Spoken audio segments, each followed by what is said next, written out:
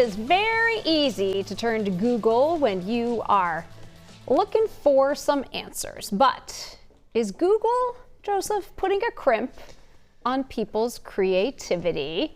We know that Googling can sometimes get in the good way of a good brainstorm out there. At least that's what the researchers have found. I bet it is. You know, you should probably take a little bit of time before you actually jump into the internet to focus on using your actual brain. Yep. But there's always a moment. There's always a moment where you're like, I just cannot think of what this is. Yes. And then you go to it. How many times, and this really, it kind of gets me sometimes, but you're talking with friends and you all have like this question that comes up. It might be like a trivia question. We're like, oh wait, I'm going to Google. I'm like, no. Yes. Like, let's just keep talking about it. Yes. Maybe eventually we will get to the answer. We don't have to go to Google immediately. You don't need to know how many gallons of water are in the Atlantic Ocean at this exact moment. I remember your husband, Joe, has actually said to me before, he's gone, remember the days when we didn't have answers to questions? Yes. You know, we just had to sit there and the conversation was over because none of us knew how many gallons.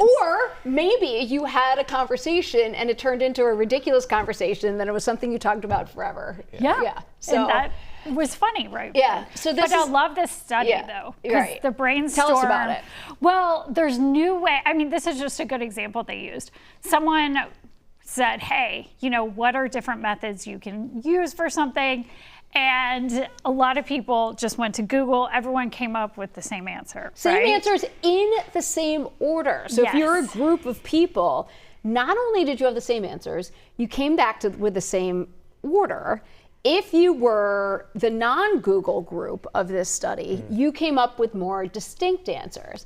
And I thought they used a really interesting example. Okay, if I say the word spread, what's the first thing that pops into your mind?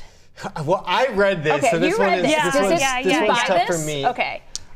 In my mind, I think of like water spreading across the table or something like that. So if you go to Google, a lot of times people will think of butter or jelly. But a spread for food. But in other ways of spreading are if it's just in conversation, like you would think of COVID or something, a disease, right? Like a disease. A rumor could spread. A rumor could spread. But it's a whole different thing depending on which way they go. Which way you went. So if you're going to Google, you're getting butter.